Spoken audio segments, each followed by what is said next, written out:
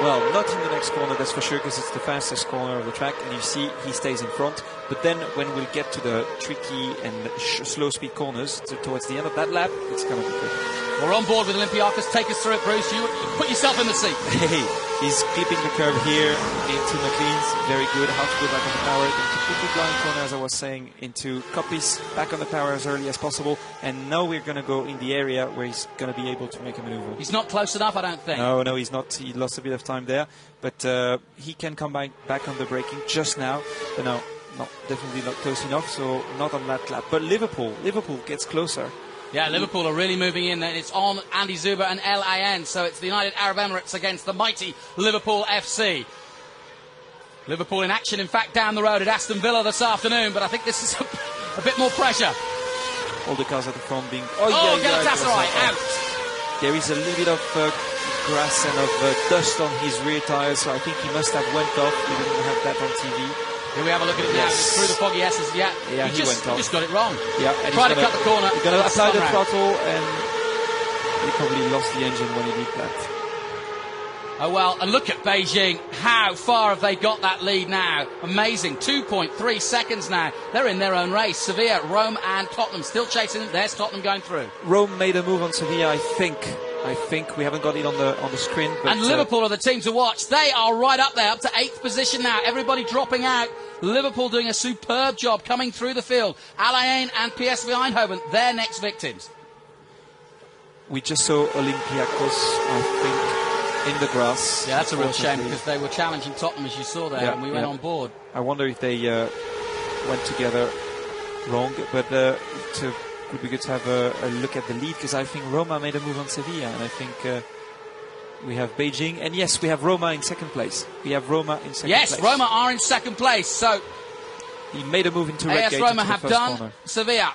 Borja Garcia may have made a mistake, but I think it was more to do with the pressure by Enrico Tocacello, who's up to 7th place. There are Liverpool Football Club, and Liverpool are marching on.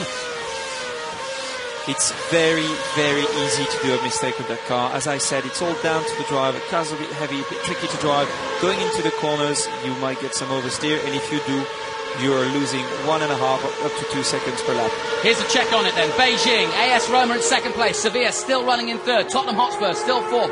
Eindhoven fifth. Al Ain in sixth place. Liverpool from the back up to 7th place ahead of FC Porto. Glasgow Rangers also going forward, and they are in 9th position. Great stuff. Last lap of 1:21.2.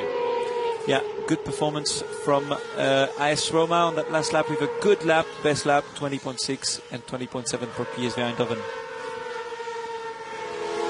Then again, as you were saying, the Rangers doing a good lap, 21.3. It's quite good. Same lap as Beijing on the last lap, so good performance from the Rangers. And remember, a double-edged sword. We've got another race to come, and it's a reverse grid. So if you are at the back and you are still circulating, you've got a good chance of starting at the front. Liverpool looking for another place as we go into the foggy S's, and he makes it nicely. Borja Garcia definitely has a problem. He went from second place to now down into 8. Yes, that's definitely a mechanical problem. We're looking at Tottenham Hotspur coming out of the Melco hairpin, but Liverpool are the team on the move. Second in the league at the moment in Great Britain, and now looking to try and get into the top 3 here in the Super League. So we'll have Tottenham on the podium so far. Yeah, Tottenham will be third. Well, of course, it is the home race for the British teams, and they would love dearly to be on the podium. Something tacky heading that way, and Liverpool not far behind. Here it is, that move a moment ago by Liverpool, nice and smoothly done by Adrian Baez. Yes, perfect. Nothing happens on the steering wheel. Very good move. Under braking, nice and clean. It's a dream come true for Baez. He's a big fan of Torres and of Liverpool, and so he's really enjoying his time in the car.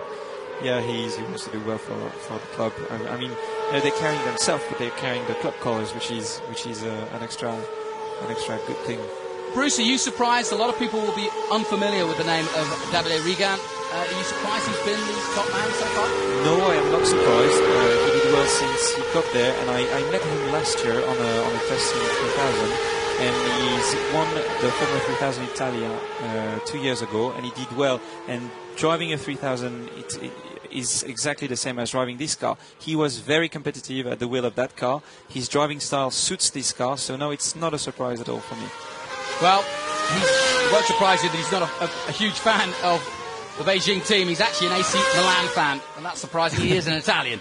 Can't take that away from him. But I tell you what, they're going to be a big fan of him in Beijing, because there was a group of supporters and sponsors for him coming over, and I was standing next to them yesterday, and they were so excited to see their football colours go around. And I think that is the essence of this sport, is to actually see your team, which always brings a lot of passion, going round at 150 miles an hour. Fantastic. Yeah, especially yesterday, the qualifying was fantastic, and he did a brilliant job in qualifying, and he had us screaming and cheering at him, so it was really good. Question is, did he break his heart to beat AC Milan in qualifying? Maybe. Who knows? Beijing, Guan, AS Roma. The gap 2.6 seconds, and with 17 minutes to go, Enrico Toccacello can absolutely fulfill his boyhood dream of representing Roma and taking them to the top. Tottenham Hotspur in third position, ahead of PSV Eindhoven. Alain now going to be under pressure from Liverpool. There are Liverpool in the background. Here they come. Well, they say you'll never walk alone in the Cop, and he's certainly walking very well indeed through this field. He is striding through this field. Here's Adrian Valles of Liverpool, and he has a very good chance of getting on the podium with 16 minutes to go. Yeah, very strong last few laps from Liverpool, but Alain is holding up as well. He did a very good last lap. 120.7 for Alain, 120.7 for Liverpool, so it's going to be a good fight. Beijing. Cross the line again they come. Beijing really pulled away. Big gap, 2.8 seconds. And as long as he keeps it on the island, as they say, he's got this one in the bag. Yeah, I really think he's now controlling the race, because he's lapping in 120.4, 120.5 every laps, and he's just controlling the race. There's a lot of tactics in this. As I said, reverse grid for race 2. You score 50 points for first place, and if Beijing get that, I actually think starting at the back won't be a massive disadvantage of them, because they can run some 1, maybe 2 seconds quicker than some of the slower teams, and that means that they can get some extra really good points and actually win the league at the end of the day, or at least win the first round of 6 of this new Super League. Yeah, it's totally agreed. Anything's possible. That even if you start from the back, you can still make a very good race. It's just a question of finding the right place to overtake. Corinthians into the pit again after that spin. Yes, a few problems since they got there. They just got the car last week. Not much time to prepare the car very well. Well, we thought it was all over. It is now. Corinthians are out. Andy Soucek. Yep, he still managed to do a good performance in qualifying. He did a 20.4, quite a good lap time. But there you go, the race is over for him. Another lap completed. 14 or just less than 14 or less than 15 minutes to go. And of course, +1. That's why I was thinking it's a little bit longer than 15 or 16 minutes to go in this one. Beijing hanging on, which what will be an absolutely historic and famous victory, both for the club and, of course, for Super League Formula. First ever running of the Super League race here at Donington Park. They head to Nürburgring next, and Zolder, Estoril, Vallelunga and Jerez. That's the year this year, a much longer year expected next year, and more teams expected to join as well as the interest grows. I was talking to the Rangers people, a lot of interest up there in Scotland. Rangers really getting a lot of publicity, Celtic not liking it too much, and of course Rangers play Celtic this afternoon, so a lot at stake for poor old Ryan Dale in the Rangers seat.